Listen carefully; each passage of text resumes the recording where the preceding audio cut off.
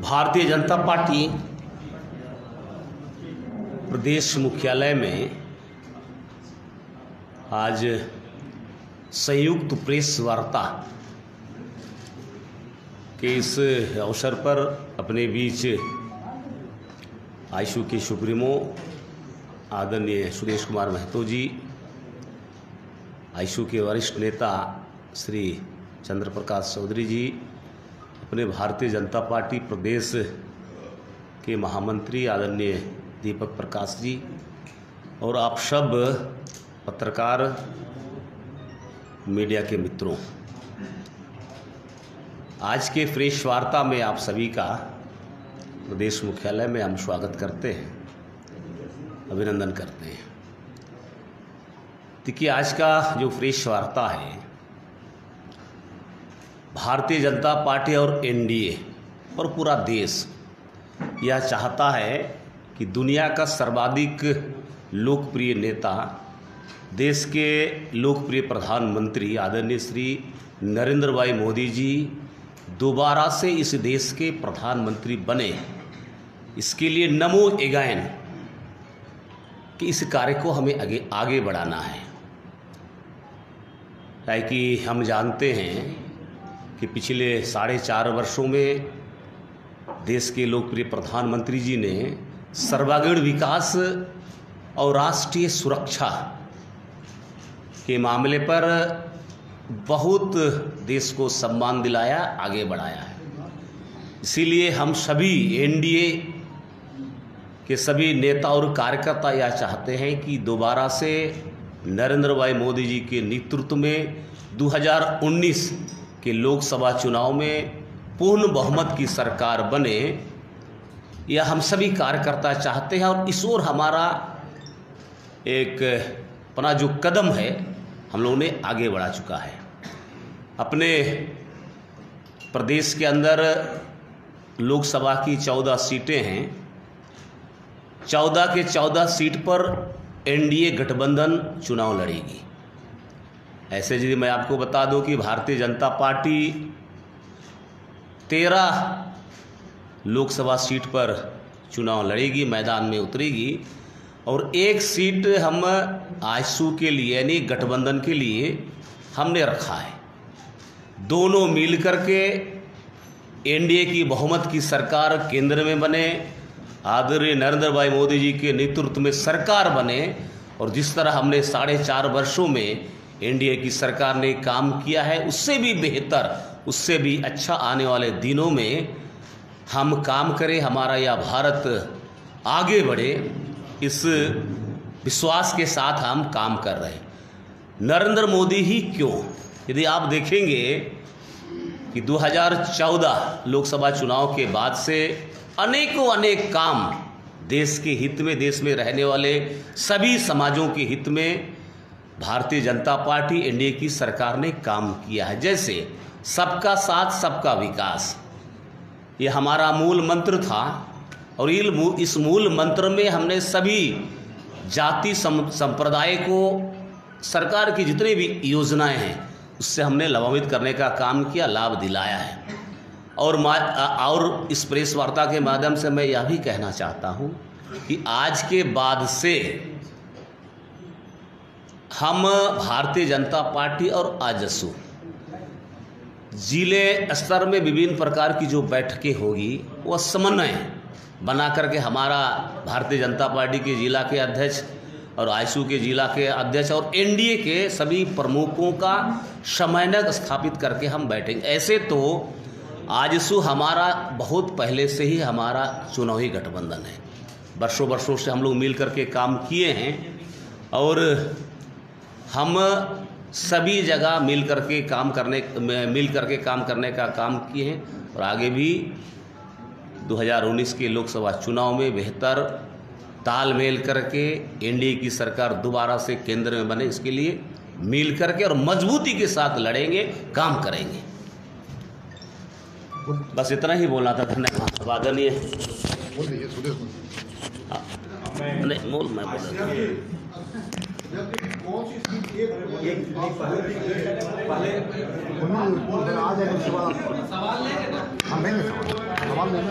आप लीजिए ना भाई, लोकतंत्र में तो इसमें ठीक क्या है, उसको रहने दिया जाए, इसी का है ये।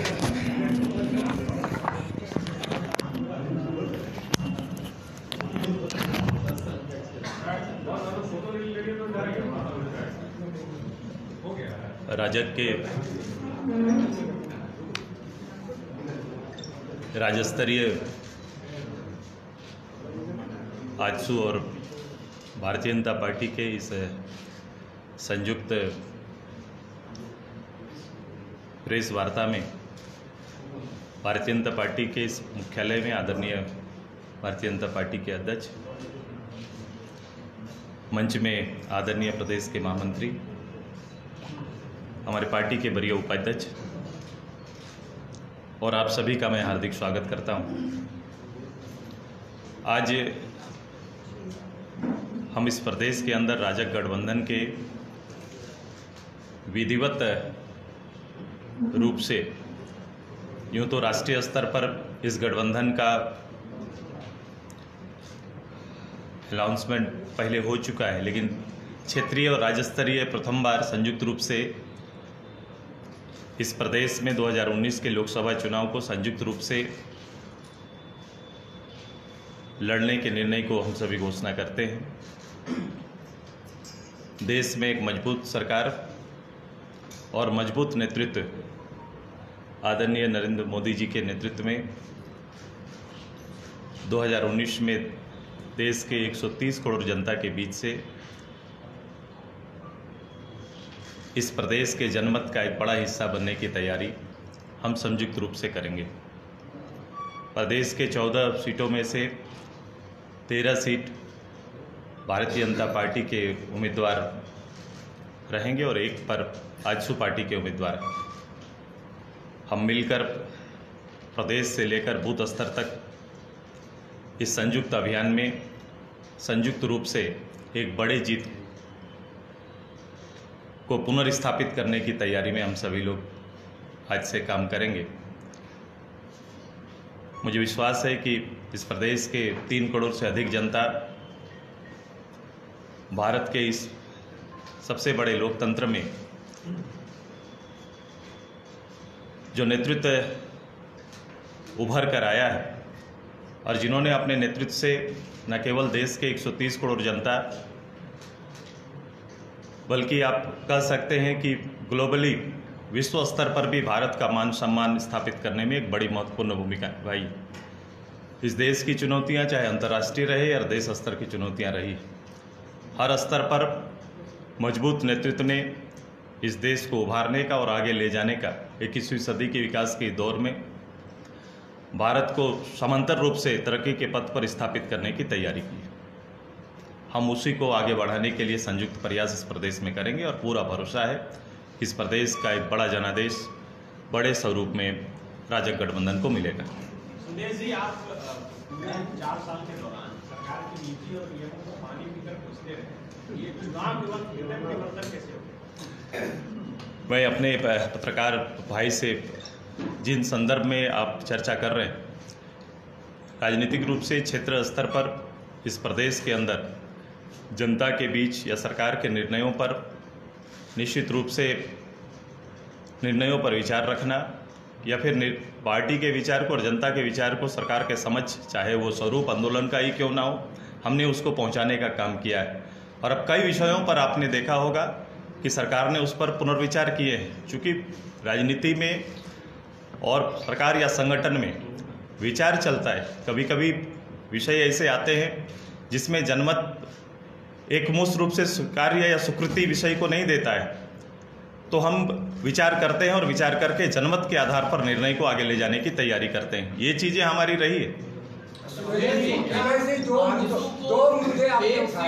एक एक करके आपके स्वाभिमान यात्रा जो निकाले थे, वो एक सीट मिल जाने से आजसू का स्वाभिमान पूरा हो गया। मुझे लगता है कि स्वाभिमान यात्रा के तात्पर्य को समझने में थोड़ी भूल हुई। ये एक स्वतंत्र कार्यक्रम था। ये मैंने अपने दल को भी उसमें शामिल नहीं किया था, ये आपको याद होगा। मैंने भारत के इस लोकतंत्र के अंदर में जो सिस्टम है, जिस सिस्टम के 1952 से लेकर अभी तक जो स्थापित है, सिस्टम की खामियों को हम उभारने का और जनता के साथ संवाद स्थापित करने के लिए मैंने 1300 गांव का भ्रमण किया है। और ये समाप्त नहीं हुआ। मेरे सरकार में रहने और ना रहने का फर्क नहीं पड़ता है। पॉलिटिकल कार्यकर्ता जो राजनीतिक समझ सूझबूझ हमारी है और मैं जो महसूस करता हूं, मैंने उसकी पहल किया है और ये समाप्त नहीं हुआ है। मैंने 1300 गांव अभी पूरा किया। शेष गांव चूंकि चुनावी माहौल में राजनीतिक चर्चाएं ज़्यादा हो जाएंगी, वो विषय गौण हो जाएगा, इसलिए स्थगित है। ये यात्रा चुनाव के बाद प्रारंभ रहेगा। दो मुद्दे आपने उठाए थे, दो मुद्दे थे। पिछले लोकसभा चुनाव में आपने झारखंड को विशेष राज्य का दर्जा की मांग की थी और इस चुनाव के पहले पिछड़ों को जो आरक्षण है 27%, उन दोनों मुद्दों का क्या हुआ और बीजेपी क्या इस मुद्दे से सहमत है? ये प्रथम बार इस चुनाव में पहली बार होगा, चूँकि लोकसभा के कई चुनाव हमने अकेले लड़ी, लेकिन ये चुनाव लोकसभा का प्रथम होगा जब संयुक्त रूप से जा रहे हैं। और इसमें जाने के पीछे रीजनली जो हमारा थॉट है या सोच हमारा जो है, उस सोच को राष्ट्रीय स्तर पर स्थापित करने और वो दलील जो राजहित में होंगी, चाहे वो कोई भी विशेष राज्य का मामला हो, चाहे वो 27% आरक्षण का मामला हो, और ऐसे वैसे कई विषय जैसे CCL BCCL का मामला हो, भूमि अधिग्रहण का मामला हो, जमीन वापसी का मामला हो, ये सारे विषय हमारे एजेंडे में रहेंगे। तो क्या आप जनता के सामने जब जाएंगे संयुक्त रूप से मैं आपसे जो बात कर रहा हूँ ये तो आपके माध्यम से भी जाएगा और मैं जब जाऊंगा फील्ड में तो मैं यही बातों को लीड करूंगा और चर्चा भी करूंगा। तालमेल कैसे बिठाइएगा? एक तरफ स्थानीयता ये आपके लिए मुद्दा है, भूमि अधिग्रहण भी है और आप साथ पहली दफा लोकसभा। मैंने भूमि अधिग्रहण अभी की बात नहीं की, मैंने भारत आज़ादी के पहले से बात की है। ये खनन का काम जब से प्रारंभ हुआ है। आपके बगल में प्रदेश अध्यक्ष, इनसे पूछिए कि बीजेपी से तालमेल कैसे नहीं, मेरे प्रदेश अध्यक्ष इससे अलग नहीं है। ये मैंने भारत के अंदर ये खनन का काम इस देश में आज़ादी के पहले से चल रहा है। मेरे सवाल वहाँ से बनते हैं जिसको आज के दिन में इस प्रदेश को आगे ले जाने के लिए और प्रदेश के एक बड़ा हिस्सा जो करीबन 1.5 लाख परिवार जो इससे प्रभावित हैं, उन परिवारों पर बैठकर एक बहस और विचार बनाना होगा। ये तैयारी रहेगी और मेरे सहयोगी पार्टी कभी भी इससे अलग नहीं होगी। मजबूत नेतृत्व प्रधानमंत्री का चुनाव से पहले समझ में आया, गोमिया चुनाव के दौरान या बाकी चुनाव आप अलग अलग लड़े, उस समय क्या परिस्थिति आपके सामने थी? और आज जब आपको लग रहा है चुनाव से ठीक पहले प्रधानमंत्री का मजबूत नेतृत्व देश को मिला है, तो क्या उस समय भूल हुई या? मैंने दोनों स्तर के चुनाव है। इस चुनाव को आप एक देश स्तर का चुनाव है, तब देश प्राथमिकता में होगा, देश वाले प्राथमिकता में होंगे। देश कैसे चलेगा, देश की कल्पना कौन गढ़ सकता है, देश के सपनों को कौन पूरा कर सकता है, वहाँ निश्चित रूप से ये दल हमारा रहेगा जो नेतृत्व कर रहे हैं।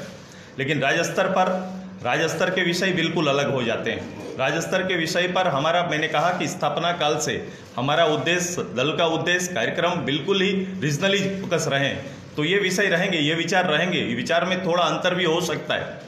क्या आगे विधानसभा चुनाव आप अलग लड़ेंगे क्या? ये तो बात की बातें हैं। अभी पार्लियामेंट इलेक्शन, प्रदेश का नेतृत्व मैंने अभी हमारे राजग गठबंधन में विधानसभा चुनाव को लेकर अभी बैठक नहीं हुई अभी। आपकी पार्टी की ओर से कहा गया था कि हम लोग अकेले लड़ेंगे। आप जब हम मेरी पार्टी के में बैठेंगे या पार्टी की बात करेंगे तो आप देखेंगे जो कहा गया है उस पर ही सवाल बनता है। फिर आप इस पार्लियामेंट पार होगा, फिर हम लोग बात करेंगे। आजसू गिरिडीह पर चुनाव लड़ रही है। सुदेश जी एक सवाल, उम्मीदवार सरकार के नीतिगत सब बता दें भैया, आप लड़ेंगे तो 23 तारीख का मीटिंग कैंसिल कर दें। सुदेश जी एक सवाल हमें बता दीजिए। हाँ। ये सरकार के नीतिगत फैसलों के खिलाफ आप कह रहे हैं कि हम चुनावी मैदान में भी बोलते रहेंगे। मैंने कहा कि आपने इसमें देखेंगे जो भी मसला, 3-4 मसले जो महत्वपूर्ण रहे, काफ़ी व्यस्त रखा राजनीतिक दलों को, लेकिन इन विषयों पर सरकार ने पहल किया है बीच के समय में। कौन से मामले में आप बता दीजिए, पारा टीचर छोड़कर कौन से मामले में पहल हुई? आप देखेंगे शुरू से ही, एक एक करके आ जाओ। सर बोला जाए, पारा टीचर छोड़कर कौन से मामले में, आपके मामले में जो आपने उठाया उसमें सरकार की गंभीरता दिखी और सरकार उस पर पहल कर रही है, कोई एक मामला? देखो, शुरू से ही जिन विषयों पर हमने बात किया है, चाहे वो आप बात करेंगे CNT SPT का मामला हो, आपने देखा होगा देर सवेर सरकार ने कमेटी के उस प्रस्ताव को सहमति दिया और उस जो प्रस्ताव आया था उसको स्थगित किया है। राज्यपाल खारिज कर दी, तो वहाँ कोई विकल्प नहीं था। देखो, ये पहला एक प्रस्ताव था। उसके बाद जब ये पूरा आंदोलन का स्वरूप लिया, हमारे दल के अंदर, हमारे खासकर कैबिनेट के अंदर हमारे सहमति की जब बात आई, तो सहमति के आधार पर फिर उसे रोका गया। जहाँ भी इस तरह का हुआ है, जो भी थोड़ा लगा है, उसमें निश्चित रूप से यूँ तो पूर्व तैयारी होनी थी, लेकिन नहीं होने के बाद भी हमारे ही लोगों ने ही इस पर पुनर्विचार किया है। दल के लोगों ने और सरकार ने पुनर्विचार किया है। गिलवा जी सर, गिलवा जी, आपका तीसरा जो घटक, बोलो। आप ठीक हो गया आपको लग रहा है? मैंने कहा कि लड़ाई पर पूर्ण विराम नहीं लगा है, स्थगित है। वो विषय को स्थगित किया गया है। आपने 3 सीटें मांगी, ये गठबंधन भैया मैंने 3 सीटें मांगी नहीं थी। कभी कभी हम लोग जो बोलते हैं उसको ध्यान से देखेंगे। हमने कहा पार्टी 3 सीटों पर तैयारी कर रही है। हमने कभी भी प्रस्ताव नहीं दिया था कि हम 3 सीट पर लड़ेंगे। पार्टी ने 3 सीट हजारीबाग, गिरिडीह और रांची पर तैयारी करने का आह्वान किया था दल के अंदर। चलिए, बहुत बहुत धन्यवाद। गिलवा जी, एसजेपी नहीं है, एनडीए का घटक है, एसजेपी कहाँ है? एलजेपी भी हमारे साथ है, गठबंधन के साथ है। 1 सीट मांग रही है वो भी। आपको दिक्कत नहीं होगा? एनडीए के साथ हैं। आप देखेंगे बिहार में उनकी सहभागिता है वहाँ। मैं आप सभी से मेरे अध्यक्ष के से पूरा कह दिए बोल दीजिए भाई। एनडीए के साथ है भाई, एनडीए के साथ है। एलजेपी वो एक सीट मांग रहे हैं क्या? बिहार में मांग रहे हैं। एलजेपी तो बोल रहे हैं। देखिए, आप एनडीए के साथ हैं, एक लाइन का बात है।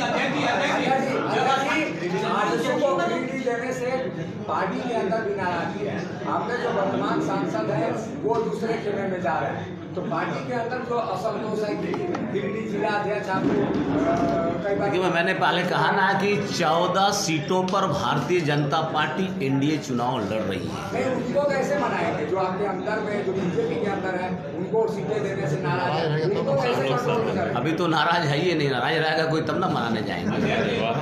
ठीक है। अध्यक्ष जी, जब आजसू चुनावी मैदान में स्कूल मर्जर का सवाल उठाएगी, जब आजसू स्थानीय नीति को लेकर करेगी, जब आजसू आरक्षण की बात करेगी, जब आजसू वैश्य समाज को एसटी में शामिल करने की बात करेगी, तब आप क्या एक्टिव फोकस सुनेंगे? 14 का 14 सीट जीतेंगे। देखिए, अभी हम लोग साथ हैं, एनडीए के साथ हैं। 14 के 14 लोकसभा सीट झारखंड प्रदेश से हम लोग जीतेंगे। इतना ही कहना है। चलिए, बहुत बहुत धन्यवाद। गिलवा जी, जवाब दे दीजिए कि पार्टी आला कमान से पूछ के इसका जवाब चलिए, और भी तो समय है भाई। अभी तो बहुत मामला बहुत चलिए भाई, चलिए, बहुत बहुत धन्यवाद। नहीं, हमारा नहीं, इनका है।